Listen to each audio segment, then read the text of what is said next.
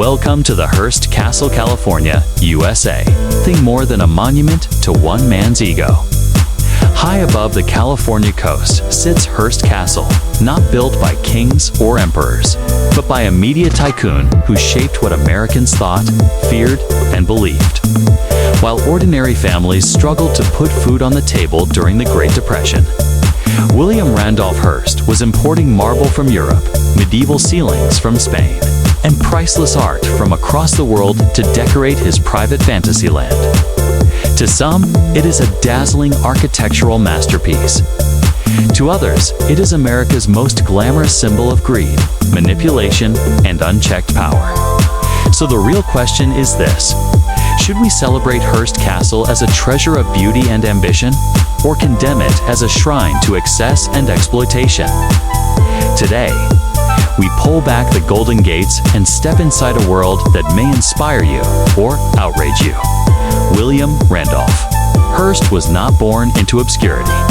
He was the son of George Hearst, a wealthy mining magnate who struck gold, quite literally, in the American West. With inherited fortune in his pocket and ambition burning in his mind, young Hearst entered Harvard only to be expelled for unruly behavior. But that did not stop him.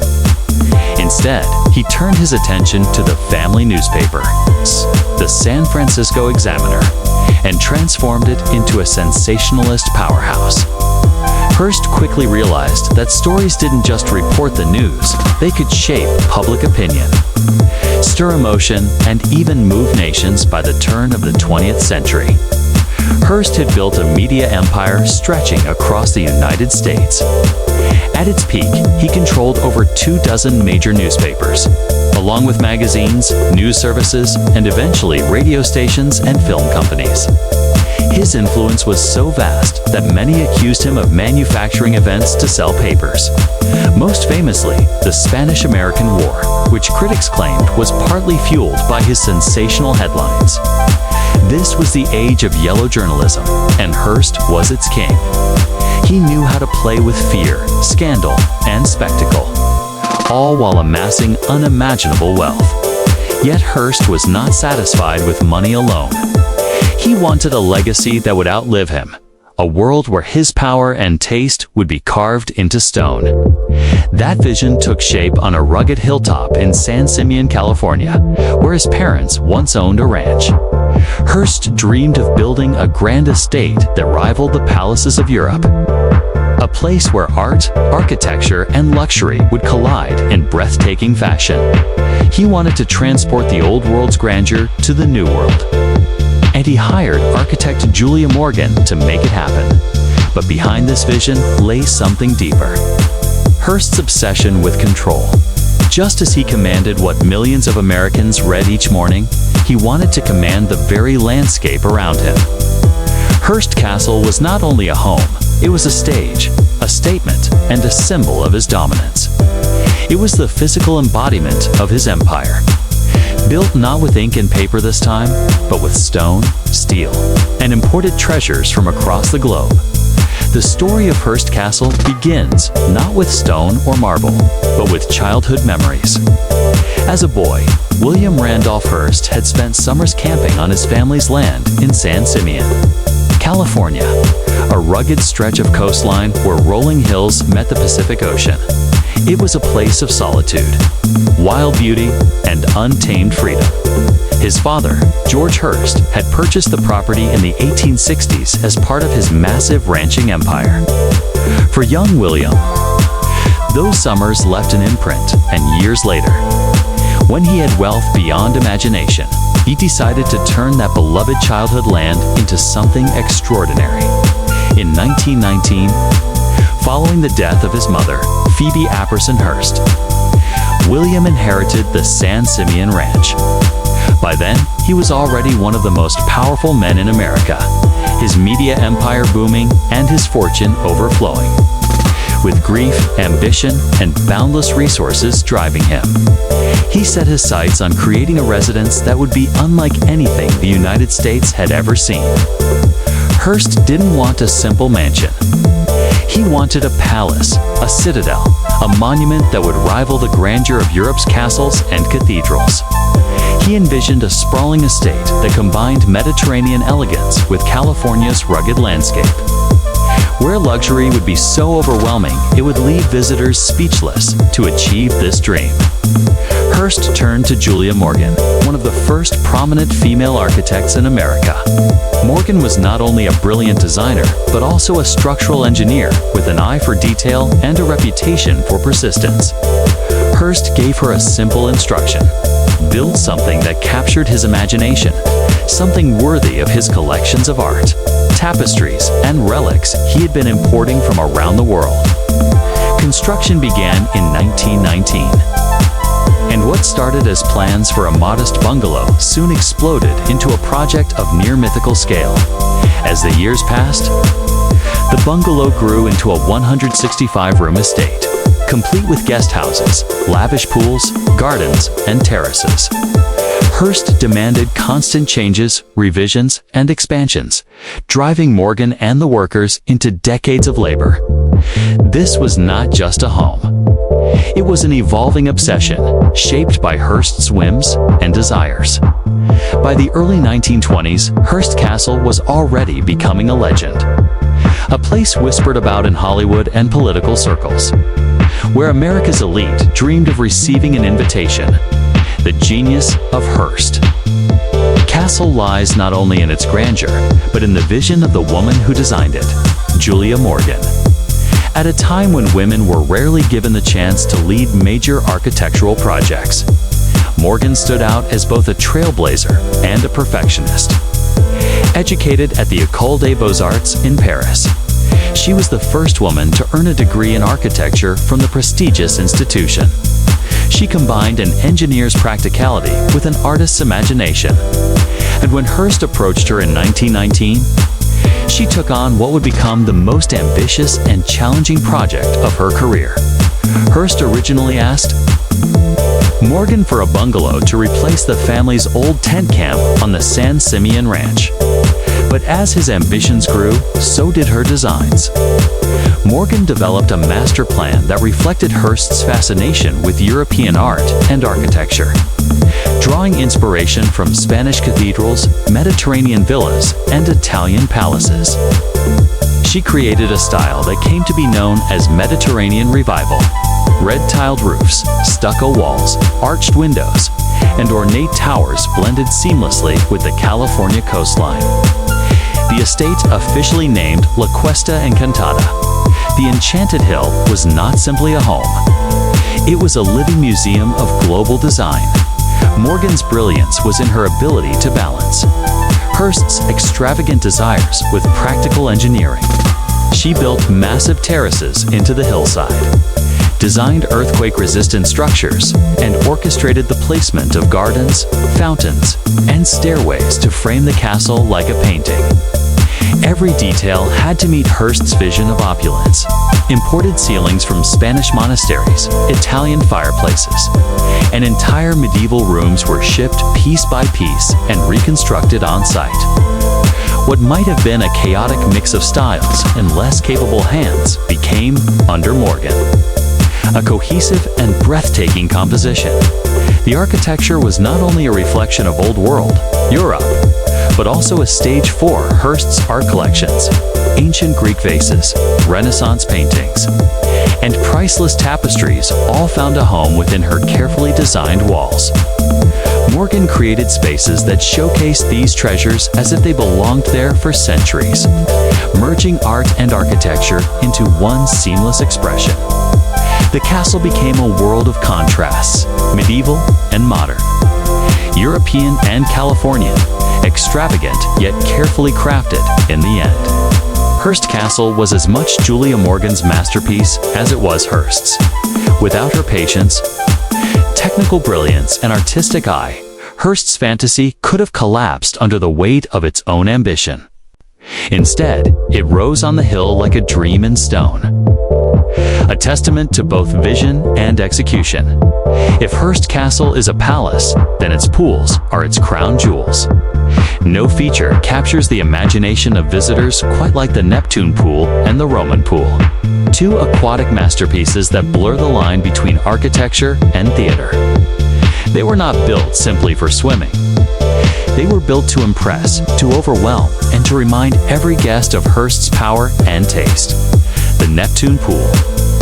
First constructed in the 1920s and redesigned several times under Hearst's restless direction, is an outdoor spectacle of white marble and classical grandeur, measuring over 100 feet in length. The pool is surrounded by colonnades, fountains, and statues inspired by ancient Greece and Rome.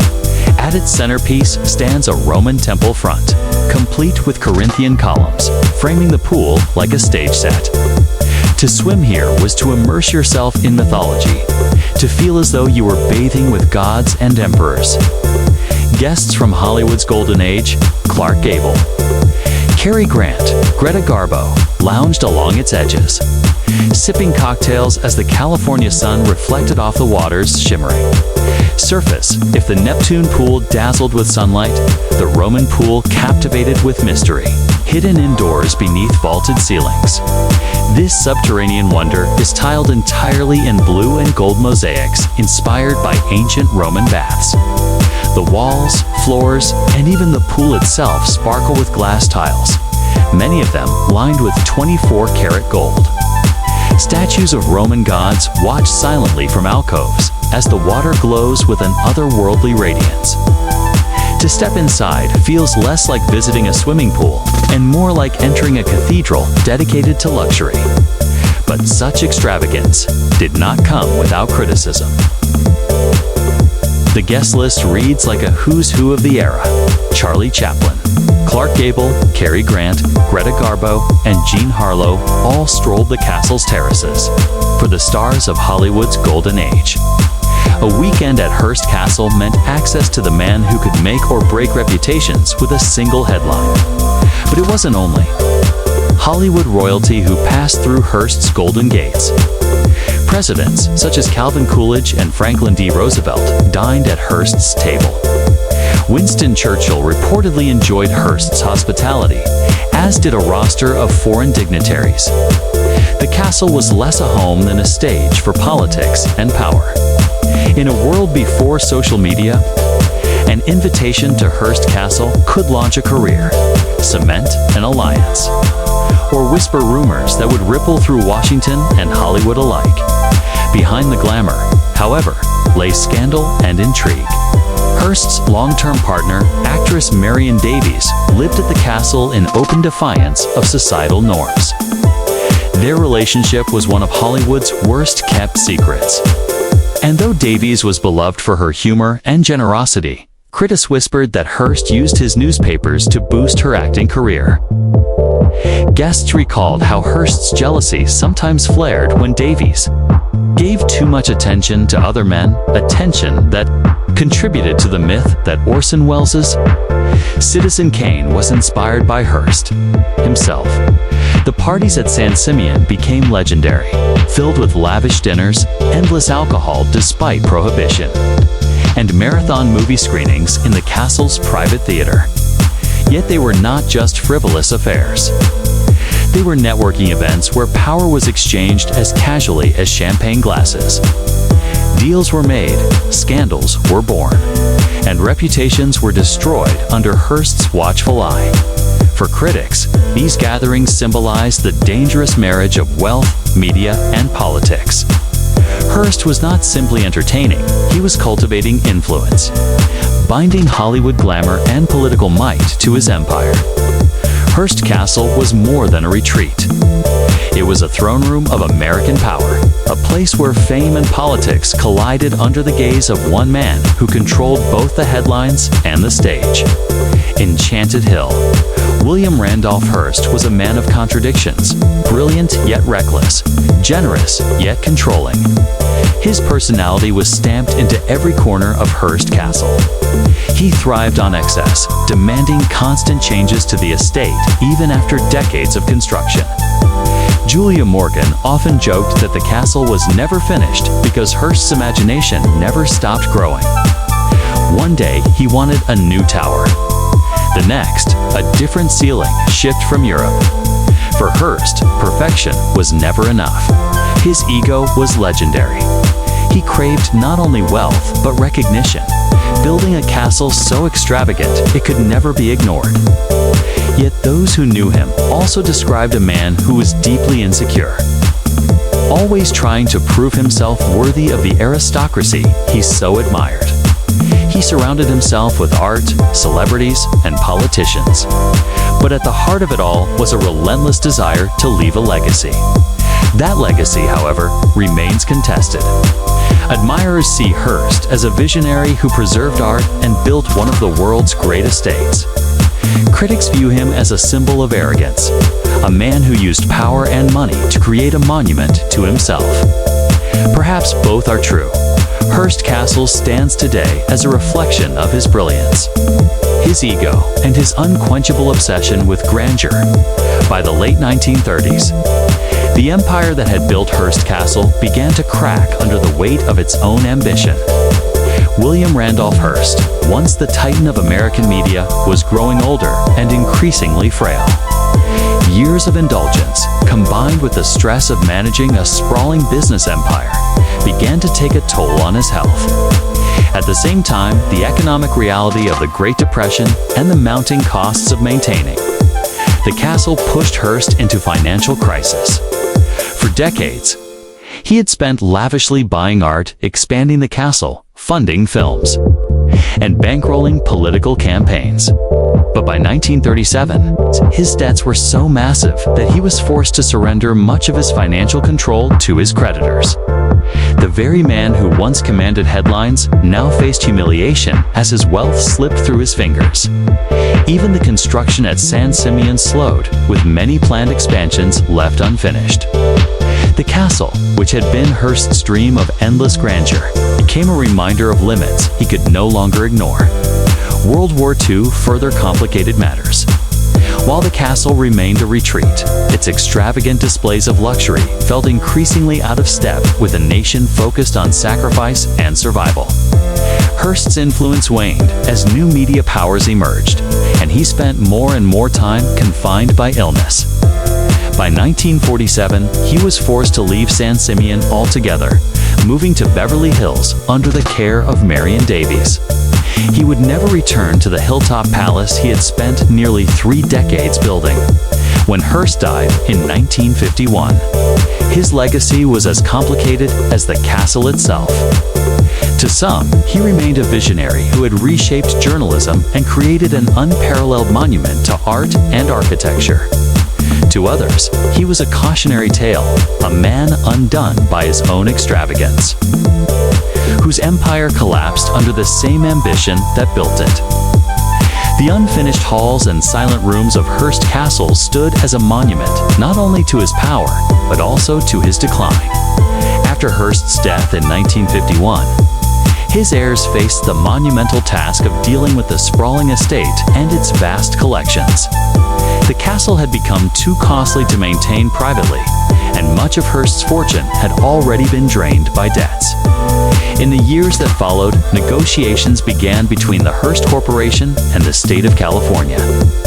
By 1957, the family agreed to donate the property, along with much of its land and art, to the state in exchange for settling tax issues and preserving the Hearst legacy. Thus, Hearst Castle was transformed from a private palace of excess into a public monument. It was open to visitors as part of the California State Park system, drawing millions of tourists who came to glimpse the life of a man who once controlled the nation's headlines. But this transition was not without controversy. Critics argued that taxpayer funds were now being used to preserve a monument to greed and inequality. Others debated whether the castle should be treated as a historical site or as a cautionary tale. To this day, Hearst Castle sits in a strange balance, celebrated as a cultural treasure, yet shadowed by questions about power, privilege, and preservation today. Hearst Castle is one of California's most visited tourist attractions, marketed as a dazzling glimpse into America's golden age. Visitors are greeted by sweeping views of the Pacific, ornate gardens, and opulent interiors. Tour guides highlight the architectural brilliance, the priceless art, and the glamorous stories of Hollywood stars who once lounged by the Neptune pool. For many, the experience feels like stepping into a fairy tale, a rare chance to walk through the halls of America's own Versailles. But behind the polished tours lie truths that are less romantic. Much of the estate remains unfinished, a reminder of Hearst's unchecked ambition. The grandeur comes with a history of wealth, inequality, cultural appropriation, and relentless self-promotion. While brochures celebrate Hearst as a visionary collector, critics argue that many artifacts were ripped from their cultural contexts, turning the castle into a trophy room rather than a museum. Even its role in pop culture, from films to music videos, often emphasizes its extravagance while avoiding the uncomfortable questions it raises. In the end, Hearst Castle's appeal lies in that duality, part dream, part controversy. It is sold as a monument to beauty, but beneath the surface, it remains a monument to power and excess. For all its beauty, Hearst Castle has always carried a shadow of controversy. To many, it is less a masterpiece and more a glaring symbol of wealth inequality. While millions of Americans struggled during the Great Depression, Hearst was importing marble from Italy and gold tiles from Venice to finish his pools. Critics saw the estate as an insult, a billionaire's playground towering over a state where ordinary families faced hunger and unemployment. The elitism was undeniable. Invitations to San Simeon were reserved for movie stars, politicians, and the ultra-wealthy. The castle was never meant for the public. It was built as a stage for power, a place where deals were made and reputations managed. Workers, meanwhile, toiled for decades to fulfill Hearst's endless demands, often facing grueling hours and sudden design changes that stretched construction far beyond reason. The nickname American Versailles captures both sides of the story. Like the French palace, Hearst Castle dazzles with splendor, but also embodies the arrogance of privilege. Admirers see it as a cultural treasure. Detractors call it a monument to greed. In the end, its controversy is part of its identity, a reminder of how beauty and inequality can exist side by side. Hearst Castle is more than stone walls, golden tiles, and imported treasures. It is a mirror held up to America itself. On one level, it represents ambition without limits, the belief that anything is possible when wealth and imagination collide. It shows the boldness of a nation eager to rival Europe in culture and grandeur, proving that America could build palaces to match kings and emperors. But beneath the beauty lies a harsher truth. Hearst Castle also embodies greed and the dangerous marriage of money, media, and power. It was built not through noble service, but through sensationalism, influence, and a hunger to control public opinion. Just as Hearst used his newspapers to shape what people believed, the castle